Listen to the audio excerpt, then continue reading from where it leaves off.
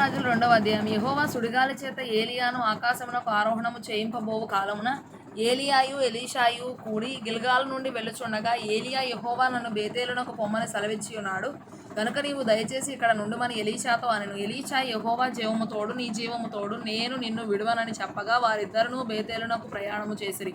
బేతేలులో ఉన్న ప్రవక్తల శిష్యులు ఎలీషా యొద్దకు వచ్చి, నేడు యెహోవా నీ యొద్ద నుండి నీ గురువును పరమునకు తీసుకొని పోవునని నీ వెరుగుదువా అని ఎలీషాను అడుగగా అతడు నేను ఎరుగుదును, మీరు ఊరకుండుడనెను. పిమ్మట ఎలీషా యెహోవా నన్ను ఎరుకోకు పొమ్మని సెలవిచ్చి ఉన్నాడు గనుక నీవు దయచేసి ఇక్కడ ఉండుమని ఎలీషాతో అనగా అతడు యెహోవా జీవము తోడు నీ జీవము తోడు నేను నిన్ను విడువనెను. గనుక వారిద్దరు ఎరికోకు ప్రయాణము చేసిరి. ఎరికోలో ఉన్న ప్రవక్తల శిష్యులు ఎలీషా యొద్దకు వచ్చి, నేడు యెహోవా నీ యొద్ద నుండి నీ గురువును పరమునకు తీసుకొని పోవునని నీ వెరుగుదువా అని ఎలీషాను అడుగగా అతడు నేను ఎరుగుదును, మీరు ఊరకుండుడనెను. అంతటి ఏలియా యెహోవా నన్ను యొర్దానునకు పొమ్మని సెలవిచ్చి ఉన్నాడు గనుక నీవు దయచేసి ఇక్కడ ఉండుమని ఎలీషాతో అనగా అతడు యెహోవా జీవము తోడు నీ జీవము తోడు నేను నిన్ను విడువనని చెప్పెను. గనుక వారిద్దరూ ప్రయాణమై సాగి వెళ్ళిరి. ప్రవక్తల శిష్యులలో 10 మంది దూరమున నిలిచి ఉండగా వారిద్దరూ యోర్దాను నది దగ్గర నిలిచిరి.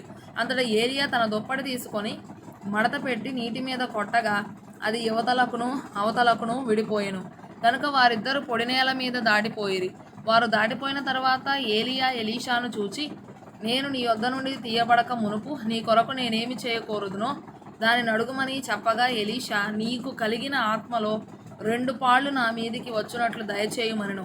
అందుకతడు, నీవు అడిగినది కష్టతరముగానున్నది, అయితే నీ యొద్ద నుండి తీయబడినప్పుడు నేను నీకు కనబడిన ఎడల ఆ ప్రకారము నీకు లభించును, కనబడని ఎడల ఆ ప్రకారము నీకు లభించును, కనబడని ఎడల అది కాకపోవునని చెప్పాను. వారు ఇంకా వెళ్ళుచు మాటలాడుచుండగా ఇదిగో అగ్నిరథమును అగ్ని గుర్రములను కనబడి వీరిద్దరినీ వేరు చేసెను. అప్పుడు ఏలియా సుడిగాలి చేత ఆకాశమునకు ఆరోహణమాయెను.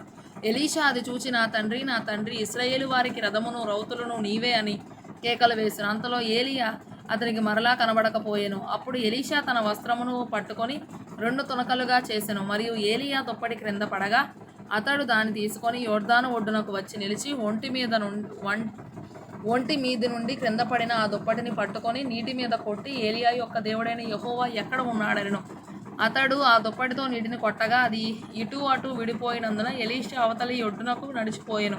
ఎరికో దగ్గర నుండి కనిపెట్టుచుండిన ప్రవక్తల శిష్యులు అతని చూచి, ఏలియా ఆత్మ ఎలీషా మీద నిలిచి ఉన్నదని చెప్పుకొని అతనిని ఎదుర్కొనబోయి అతనికి సాష్టాంగ నమస్కారము చేసి అతనితో ఇట్లనిరి, ఇదిగో నీ దాసులమైన మా యొద్ద 10 మంది బలము గలవారున్నారు.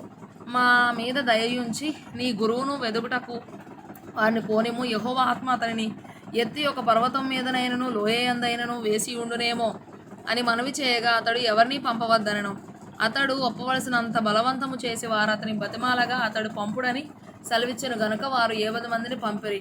వీరు వెళ్ళి 3 దినములు అతనిని వెదకినను అతడు వారికి కనబడకపోయెను. వారు యెరికో పట్టణమందు ఆగియున్న ఎలీషా యొద్దకు తిరిగి రాగా అతడు వెళ్ళవద్దని నేను మీతో చెప్పలేదా అని వారితో అనెను. అంతటా ఆ పట్టణపు వారు, ఈ పట్టణమున్న చోటు రమ్యమైనదని మా ఏలినవాడవైన నీకు కనబడుచున్నది గాని నీళ్లు మంచివి కావు, అందుచేత భూమియు నిస్సారమై ఉన్నదని ఎలీషాతో అనగా అతడు క్రొత్త పాత్రలో ఉప్పు వేసి నా యొద్దకు తీసుకొని రండని వారితో చెప్పెను. వారు దాన్ని తీసుకొని రాగా అతడు ఆ నీటి ఊట యొద్దకు పోయి అందులో ఉప్పు వేసి, యెహోవా సెలవిచ్చినదేమనగా ఈ నీటిని నేను బాగు చేసి ఉన్నాను గనుక ఇక దీని వలన మరణము కలగకపోవును, భూమియు నిస్సారముగా ఉండదు అనెను.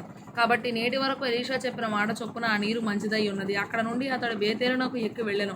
అతడు త్రోవను పోవుచుండగా బాలుర పట్టణంలో నుండి వచ్చి బోడివాడ ఎక్కి పొమ్మని అతని అపహాస్యము చేయగా అతడు వెనుకకు తిరిగి వారిని చూచి యెహోవా నామమును బట్టి వారిని శపించెను. అప్పుడు 2 ఆడు ఎలుగుబంట్లు అడవిలో నుండి వచ్చి వారిలో 42 బాలులను చీల్చివేసెను.